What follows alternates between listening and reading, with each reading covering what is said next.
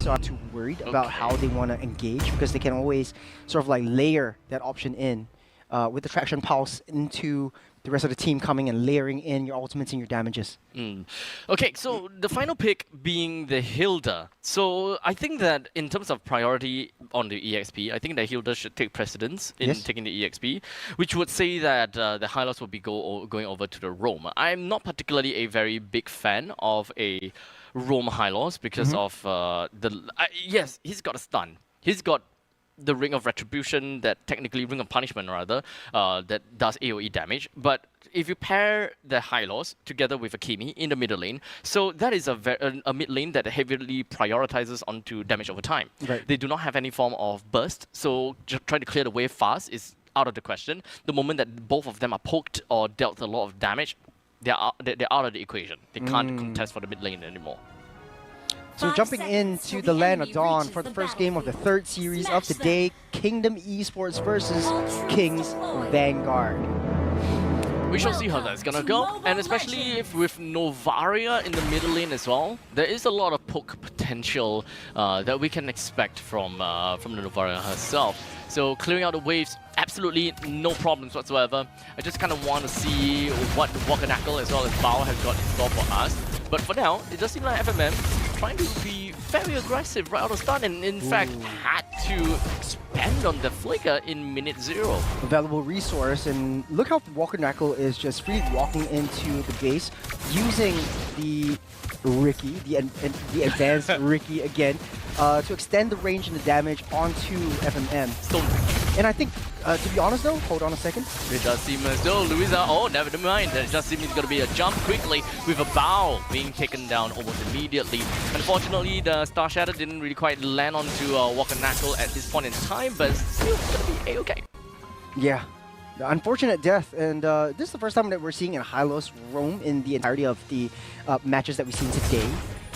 So it's a little bit different because now you have super intensively fast wave clear down the mid side. So Wakanackle can, no pun intended, but walk around the entirety of the map much faster. I think that should be the game plan for early games for Kings. But on the other hand, though, I think it's a very good pick that Louisa got the Hayabusa. The main target should be the Kimi.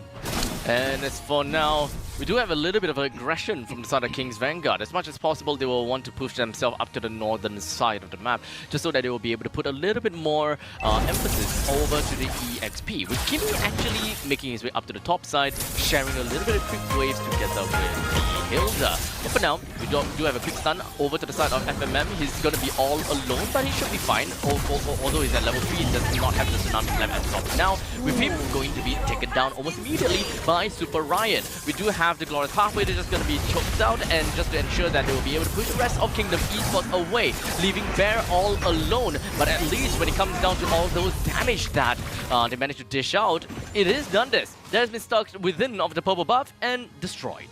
It's a very small mistake for Nandez, using the Rhythm of Joy a little bit too early and unable to dash across that wall once he's taken down that turtle. So in this case, I think Kingdom Esports just slowly defending. They know that they can play towards the late game, and they're playing it around FMM. We'll see how they're working around their own jungle creeps in the early stage. So that's just pushing the traction pulse to get a little bit of vision, and that's why I like Kimi this time around. With the new and improved Kimi, you can just spam the ultimates, and if you get someone, good. If not, it's a very short cooldown. So at this point, with the turtle that's gonna be popping down in the bottom lane in a minute later, I'll say that both when it comes down to macro game, King's Vanguard, they are just all over the map, right? All over the place. And honestly, I'm kind of surprised with the power of the DOTs, I guess. Or is it? Do you think it's just more of Kingdom Esports not being aggressive enough to King's Vanguard's mid lane? I think they're playing it reserved, so they don't really need to be aggressive at this point. They can be counter-aggressive, like this. Tsunami Slam onto Bao, more than enough to pull him right within the turret's reach, but with a quick little red carpet, he runs away and didn't even get sniped by Melon. Yeah, So King's Vanguard is already being aggressive. Kingdom Esports is able to just wait patiently for them to come a little bit closer than expected and just counter-engage. FMM's doing it really right with the Tsunami Slam into the turrets. Unfortunately though, you've got the Glorious Pathway laid down right there and then. Turtle spawned up. Looks like King's Vanguard is gunning hard for this one. Yep, Bear being the first person on contact with the side of King's Vanguard and constantly just hammering away. He's not going to go down just yet, but very soon, as now he loses his life together with Louisa as well as FMM, leaving Malik TZ as well as Melon, the two members available, while King's Vanguard didn't even lose a single person in that encounter. I might have missed it, but the traction pulse into the immobilized by Walker Knuckle to set everything in motion, including Bao with the Glorious Pathway. Nandez just really prayed to someone out there because he was living on a sliver, and Bear actually hopped over with the Infernal Pursuit into the mix of battle instead of chasing him down. If he would have taken Joy down, he would have been able to defend that back line and get Malik TZ to just get free shots in from the front. So, oh man, I gotta have to say it, right? Throughout all of that fight, it seems as though Kingdom Esports, they are not quite ready for the turtle fight at all, right? Even though I really like how Bear started the fight with first contact together with FMM, they just don't have the damage in the early stages. Like, most of the damage is actually banked in onto a skill shot locked behind Melon. The moment that they can't exactly land that out, they lose a lot of burst potential. And again, King's Vanguard ramping up that tempo. Super Ryan already marching down into that bottom side and making sure that King's Vanguard take away the T1 bottom. And since it's already 5 minutes, they can just hunker down as 4 and let Nandez do his thing. Just continuously applying pressure. It's ultimately going to be the name of the game for King's Vanguard. They do have a very strong pressure down to the bottom lane to bring down the T1 turret. Next one in sights is very likely going to be the top lane T1. It's currently down to about half HP. Naturally, the mid lane will come sooner or later, right? It's going to be the most important turret, and understandably, Kingdom Esports want to fight that as soon as possible. Nice little surround slam. Indeed. And now, Super Ryan caught completely off guard with his hands down and take it down immediately. Nandez on the top side, able to dash away from the Rigi Shadow kill to a very good degree. He's just slowly pushing up on that top side T1 as well. And King's Vanguard, their economy is rising. So we're receiving into the 7-minute mark. This will be the last turtle game. Kingdom Esports is not in any position contest for this. King's Vanguard will make quick work of it, and Kingdom Esports is back on that defense. Having a very aggressive draft with the Phobius and the Kalea, I feel like they are able to make a move as long as it hits the mid game mark. But I feel like they're putting all their eggs into one Malik TZ, where they're waiting for him to come online. And having a Beatrix, it's easy for you to deal that much damage. When you dash in with a Joy, you just gun him down with a Renner. I'm so sorry, but I have yet to see Melon actually landing any of his Astro Spheres, unfortunately. King's Vanguard seems to be sidestepping those to an absolute precision, and there's just so much poke potential that Kingdom Esports is just lacking of, because this is a poke composition. You want to enter into a fight where the opponent is already slightly injured, if not have taken quite a bit of those snipes coming in from either Melon or Malik TZ. But it doesn't seem like they are able to execute all or any of that, because they just can't create that distance and do those damage using those distance. But speaking of distance, FMM flickers himself away, creating some distance, but wasn't really quite available to get himself alive from all of that. So very expensive death. Yeah, a very nice traction pulse from Walker Knuckle to set things in motion on the top side as well. We can see how King's Vanguard is actually synergizing around. They're playing a 3-2 composition where Luxion Stain, Walker Knuckle, and Bao are just situated together as one. Two marksmen dealing high amounts of front range damage protected by a mighty steed. So very difficult to break through, especially if you are a Beatrix. Difficult to farm as well. So King's Vanguard understands how Kingdom Esports plays around the starving that farm. So very good call. So, with that all said, this is King's Vanguard with, what is that? 3,000 gold lead, it seems. And when it comes down to the junglers, we do have Nundes that is already at level 13 versus Louisa at level 12. So they can still fight for this, but definitely the advantage goes for the King's Vanguard. We shall see if the Madara will be going down to Nundes. And the rest of the members coming from the side of King's Vanguard are just going to be clobbering themselves right over to the side of Kingdom Esports with 2 members down, Melon as well as FMM. And unfortunately, Nundes has overextended himself. While in the meantime, we do have Bear that managed to push himself right into the face of Wakanackle and Bao, splitting the fight into 2, as such managing to, kind of reduce and minimize casualties. Yeah. The damage from Malik TZ is actually starting to show. Slowly but surely, we'll be able to see when the itemizations actually come back up again. But in the meantime, it does look like the Beatrix that is used is like a pseudo counter to this Joy. Come close, I'll gun you down with Nibiru, and it would be a little bit difficult for Nundes to get into that back line to take out Melon along with him. So if the Lord is going to be pushing down over to the bottom lane, the middle lane should be the #1 priority for King's Vanguard. Otherwise, it's kind of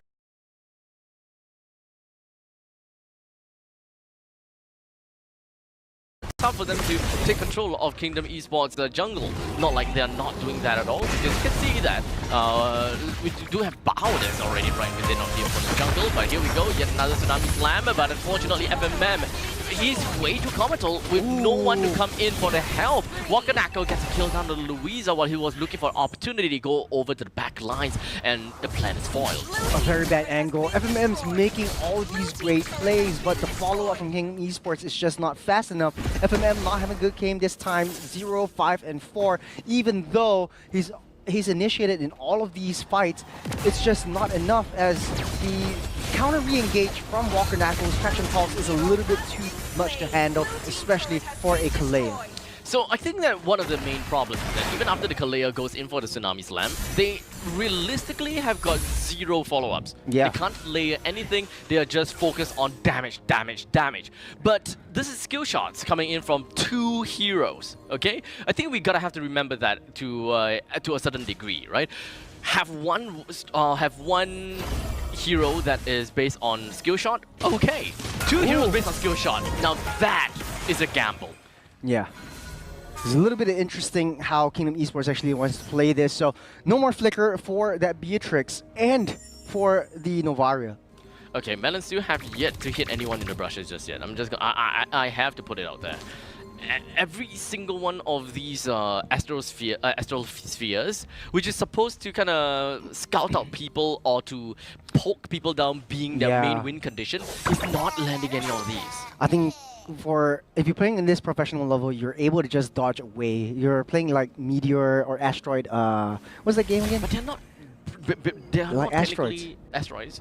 But they're astral spheres, so it's pretty similar to that respect. Asteroid blasters. Asteroid blasters. You're just sidestepping all the way through. The difficulty is, even if FMM layers in with the ultimates, the only damage is coming from Malik, and Malik is not online just as of yet. It takes a little while for Melon to charge up the Astral Echo, to charge up all of the skills before landing it onto the opponent. So second Lord of the game, looks like Kingdom Esports wants to try for this one. As now the Lord slammed down his trident in the hope that he'll be able to do a decent amount. As Louisa steals the Lord away from the side of King's Vanguard, but unfortunately at the cost of 4 persons live, with only Melon staying alive. And this is going to be the downfall of Kingdom Esports, even after getting themselves the Lord. As King's Vanguard quite literally garrisoned themselves right in front of the mid lane T3 turret. This rally is going to allow them to push on and push through that T3 that gives them a mega creep. I hope we had a replay for this because I don't know where the damage was coming from. FMM set things up in motion so well with Nandez and pulling that away, denying him from getting the retribution. But when Louisa came in into the face of Walker Knuckles, sort of like traction pulse, and you see right here, FMM pulls everyone back. The traction pulse pulls 2 members in, and the damage from Lucky and Walker Knuckles just free hitting from that back just came in. Super Ryan doing a good job keeping Melon at bay. I like the fact that we had that slow-mo, so props to the production for that one. I think that I think that it was the Kimi's ultimate that also had the yeah, it timed I love it. well. I love it. And that is why I say that that's kind of like Kimi's farts. To get, oh my gosh. Here we go again. A little bit of D minor. Another inside joke, C minor. Oh, is it C minor? It is C minor. It's C minor. But we won't do that on stream. In the meantime, though, 15 kills up ahead against Kingdom Esports, and King's Vanguard are 6,000 gold lead. This is still seeping into the late game. Luxenstein's coming online. Walker Knuckles untouchable with 3-0 and 9 as well. The damage is coming in from a majority that Kimberly. It's so difficult to get to her. It's so difficult to disrupt her. And I think FMM needs to change that strategy. I think going for the jungle isn't the right move. Try to get one of the main backline dealers. Look, Kim has been a menace thus far. And 3-0 to 9 is current scoreline for Walker Knuckle. I think that Kingdom Esports, they technically don't have an answer to this, right? When it comes down to the backline, yes, Louisa, great, you're able to do all of that. But realistically speaking, this is a lineup that is it's not front to back per se. This is more team fight. Very team fight. Very team fight. You just want to go for team fight. You want to blast everything. If you're able to go for pokes, this is kind of like the, I say, prerequisites to winning in a team fight. You want to get those pokes done in with Renner. You want to get those pokes done in by the Astrospheres. If you're able to land those, then perfect. You are slowly creeping yourself to victory for the upcoming team fight. But so far, we haven't really quite seen that from Kingdom Esports. Why? Because their front lines is actually aggressive. Yeah. FMM, I think that he's not exactly in the same line because whenever he finds an opportunity, he's going for it. But I feel that the main game that they want to go for is extend.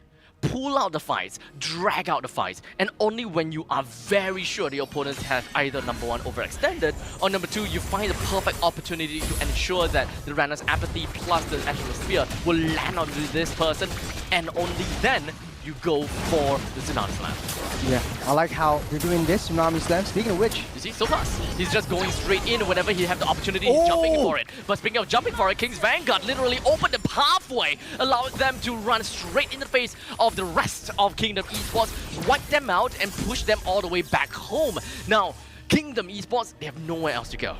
okay, I think the issue is FMM and Bear going into the backlines, not having a defensive backline for themselves. So Malik TZ, Melon left to their own devices. This gives King's Vanguard an equal opportunity for Super Ryan as well as Nandez to just jump straight through to their own backline. If you notice, Bao is always a huge wall protecting Walker Knuckle as well as Luxenstein, so that creates a lot of opportunity for them. But the Glorious Pathway laid down Malik. Nice start onto Malik TZ. He's going to be all the way into the front and taken down. But in the meantime, we do have the Oki Shadow kill coming from the side of Louisa, but it doesn't seem like he will be able to get any kills thus far just yet. The Lord is still hammering down onto the core. The core has lower than 50% HP, but the rest of the members coming from the side of Kingdom Esports, they are just going to be fighting the rest of the members from the side of Kingdom Vanguard away. As such, Melon, he's almost dead, but he managed to make his way back to his own base. While Walker Knuckle, he still wants to go for a little bit more, but Astrosphere misses, he still won the game! Wow, I didn't see what happened.